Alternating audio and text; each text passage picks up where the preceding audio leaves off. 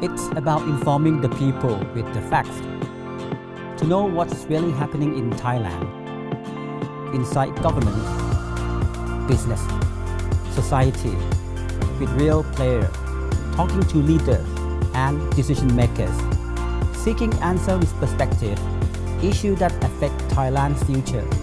This is Thailand. This is the Insider Thailand. สวัสดีครับ Welcome to the Insider. Digital is not a global buzzword in recent years, but it's defined an era. It has led to changes in business, production processes, trade in goods and services, as well as social interaction. This week we look at Digital Thailand and how Thailand is embracing digital technology to drive national reform, sustainable development and prosperity that leaves no one behind. Today we are with Mr. Pichet Durongkaveroj, Minister of Digital Economy and Society, to discuss the way forward for Digital Thailand. สวัสดีครับ สวัสดีครับ Well, thank you very much, Excellency, for joining this program. Of course, my first question to you, Excellency, how advanced is Thailand in terms of the digitalization? Well, first of all, thank you for inviting me. I think it is quite important to communicate in this digital world as we have advanced technology to deploy, and at the same time, it's a juncture where Thailand is going to move. And the reason that we need to move and we are going to move is because of the ecosystem that the government has been building over the past few years. As we all know, through globalization and the advancement of digital technology, it makes every nation try so hard to struggle in a disruptive world of digital technology, as we can see in many aspects of changes today. Now, for Thailand at this point in time, we are at a point where we are transforming. And the reason that we can transform is because we are able to deploy digital technology not only for the macro economy, but also to the grassroots as well. But I think it's important for the society to understand today that digital transformation will be able to transform Thailand to another level. And another level refers to Thailand 4.0, Yes. as we all know, as well as major projects. Even the high-speed rail link today has some digital content in it, Yes. of connectivity. And as we know, there are two kinds of connectivity. It's physical connectivity and digital connectivity, and we are complementing each other. But it is quite important to understand the context at this point. And if I may be very concise about it, I would coin the word Sigma as digital development of Thailand. And S stands for security, especially cyber security. I stand for infrastructure, led by the terrestrial expansion of communication networks as well as satellite or even undersea cable. G stands for government, especially e-government, very crucial. M, if you don't have manpower, you can no longer sustain your development.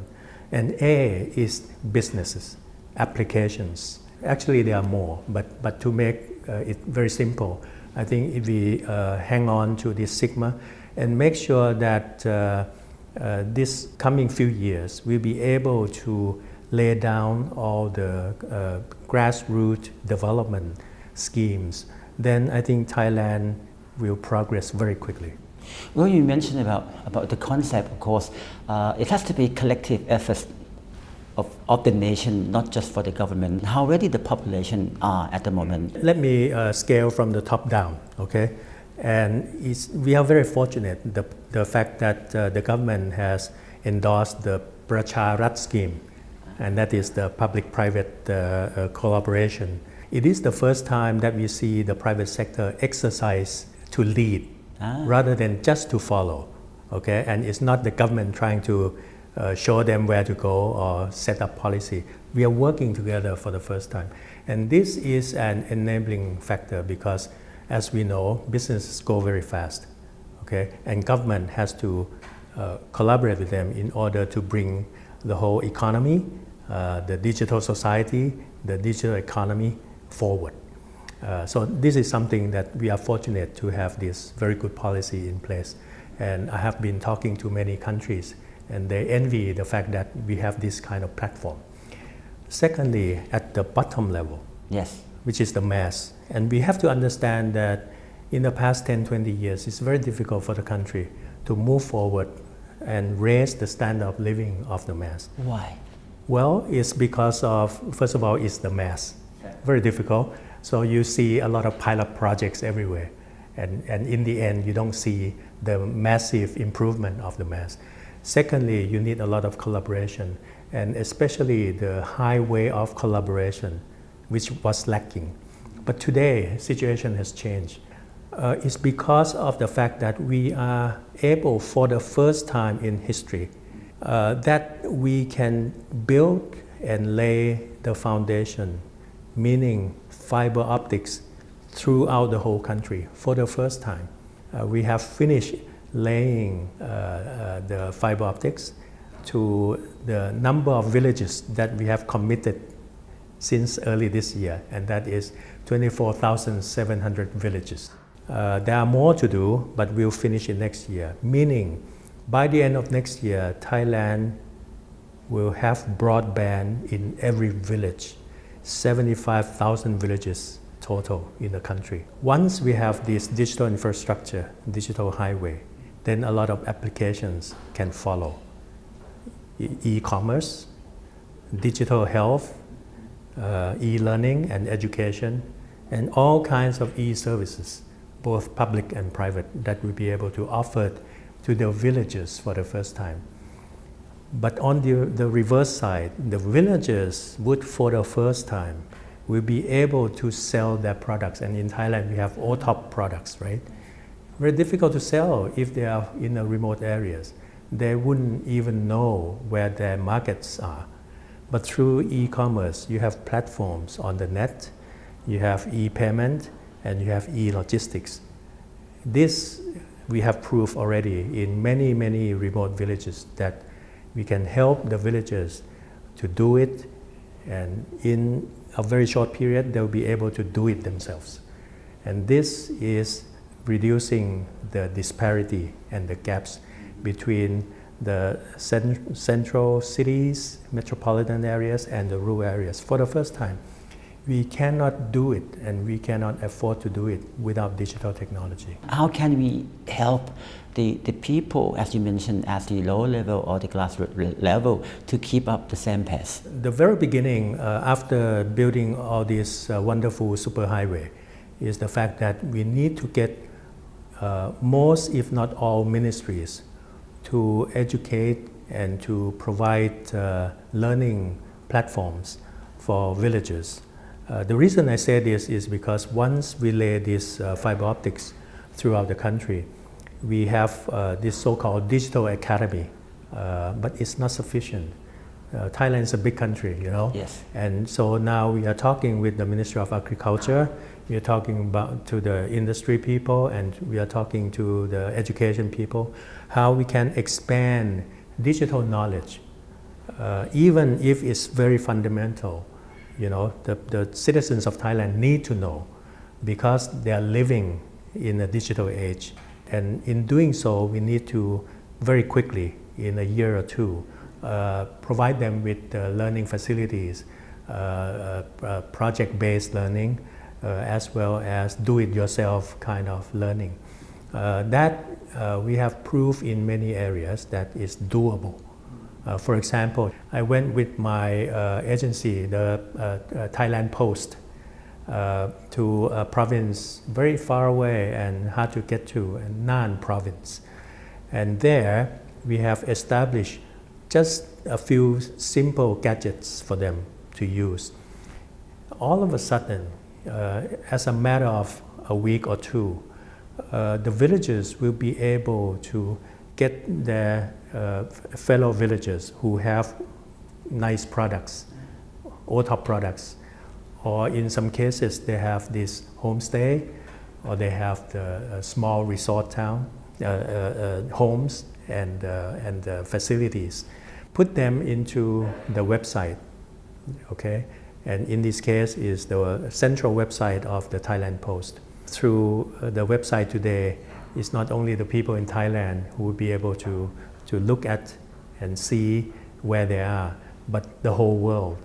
And you'll be amazed that many of the villages today are so surprised that guests from Norway, guests from Scandinavia, from Europe, from North America are now their clients. Apart from the commercial aspect, other area that the villager or people at the lower level would be benefited, for example, social security or healthcare or anything?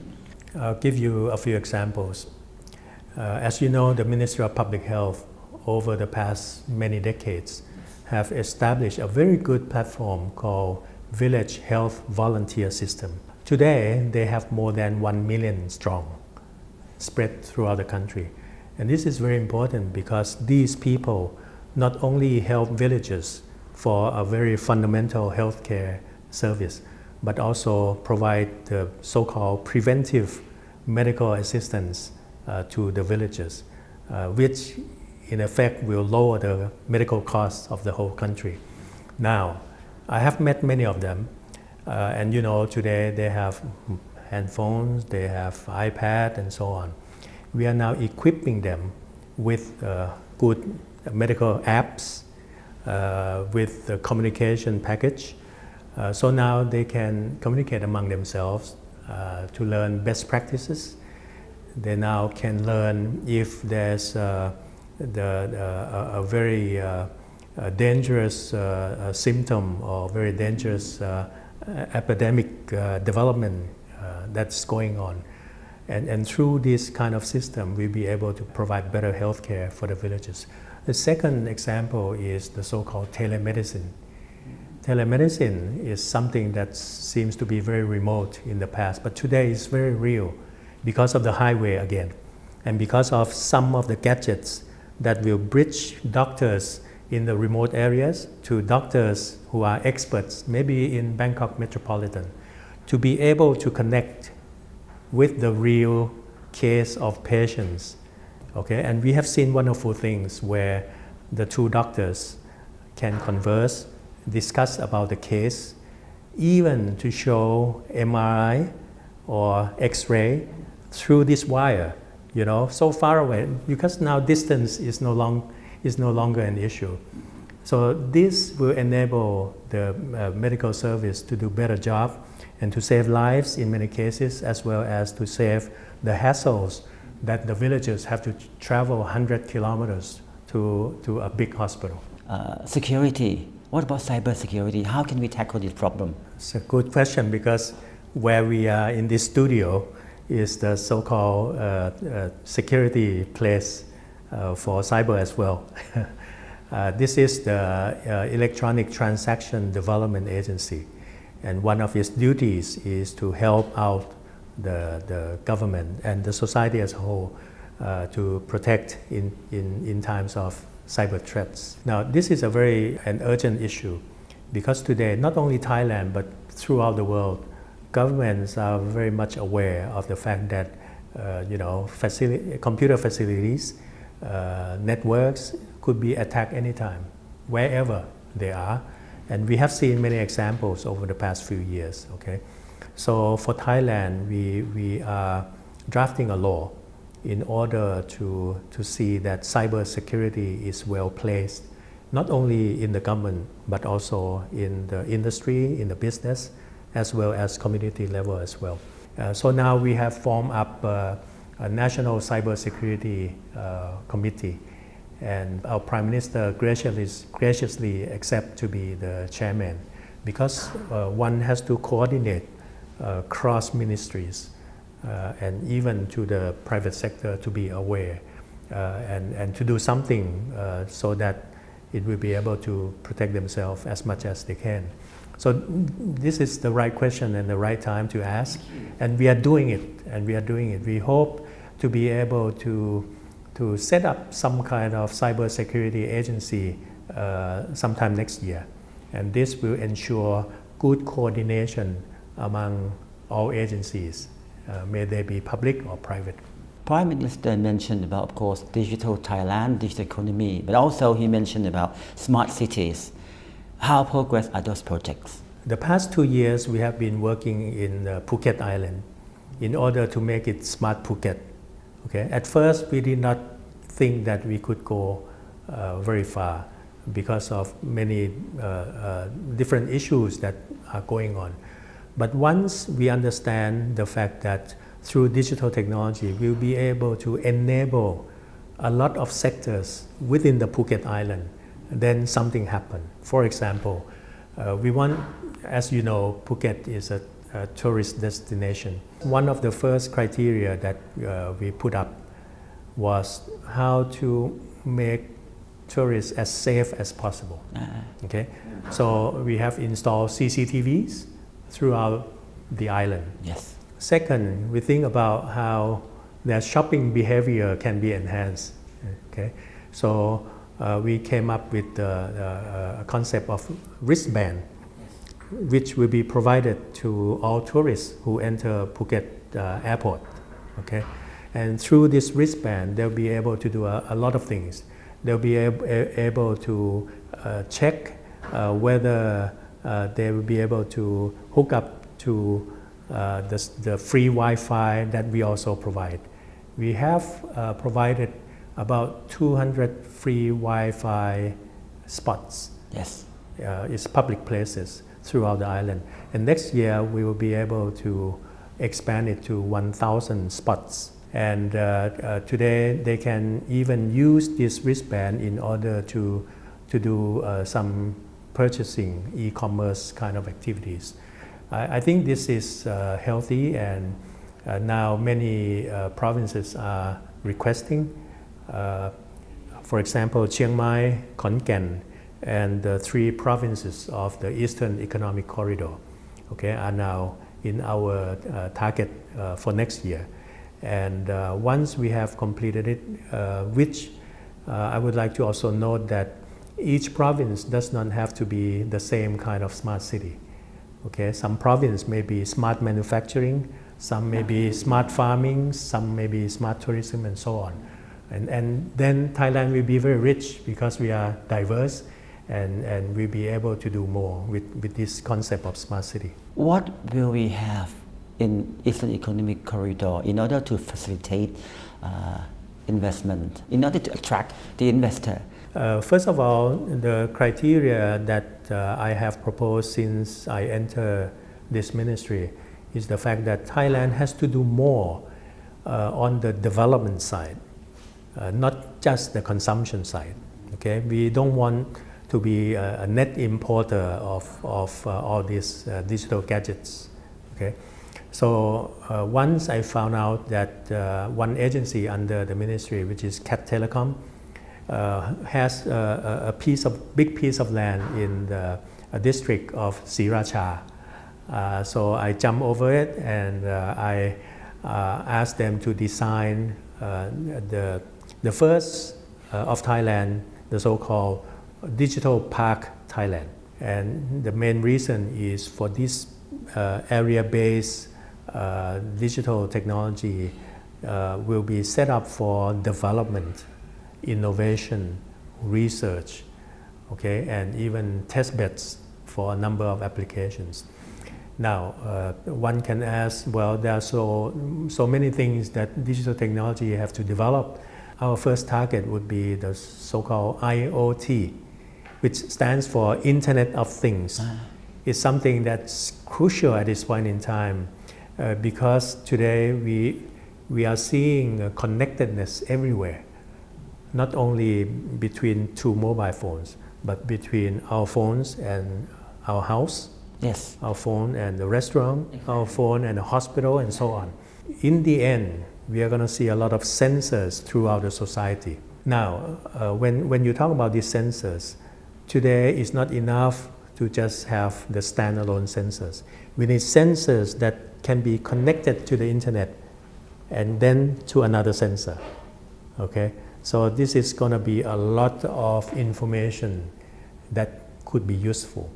Now, Thailand could excel in my belief, in the development of IoT, of Internet of Things. Okay, and one of the very good examples that led me to believe that we can excel, we can be the top developer of IoT, is the fact that again EEC and Sriracha and Eastern Seaboard, we know that Thailand has been so good in the supply chain as well as the manufacturing base of the automotive industry in Eastern Seaboard.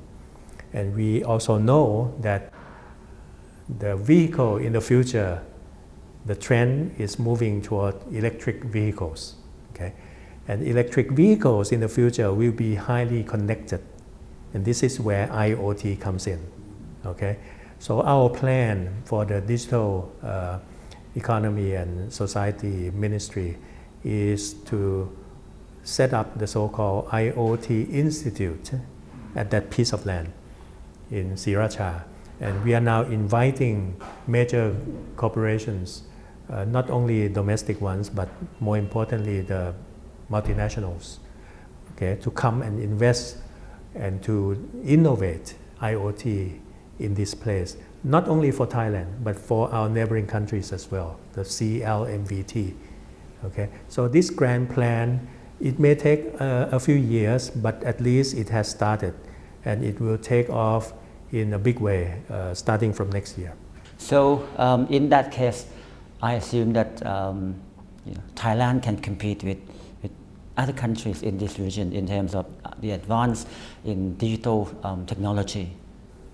We prefer to collaborate more. Yes. The competition comes later. Yes. Okay. But the collaboration makes us to believe that we can be strong together, and at the same time we can complement each other. For example, the case in point about cybersecurity.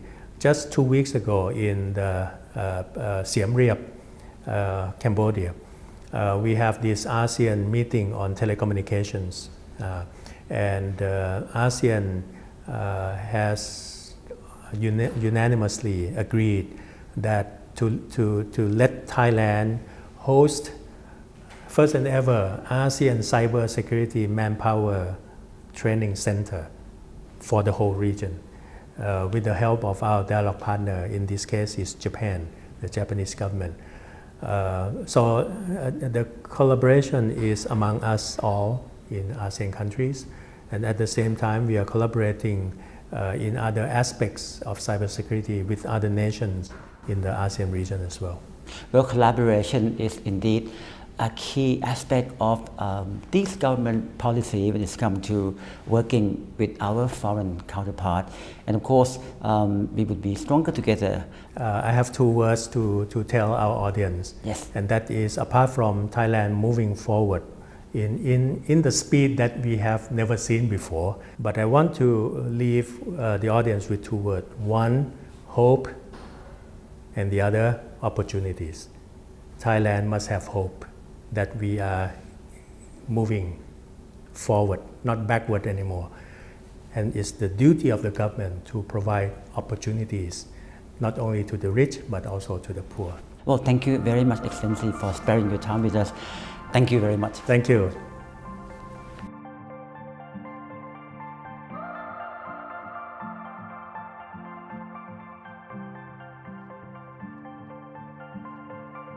As we have heard today from the Minister of Digital Economy and Society, the Thai government is pushing for digital technology to benefit the lives of every citizen, whether it is through social services or for ensuring fairness and justice, providing knowledge or securing prosperity and assets.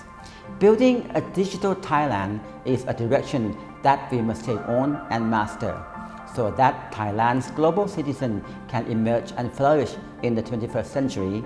Thank you very much for watching The Insider. See you next episode. สวัสดีครับ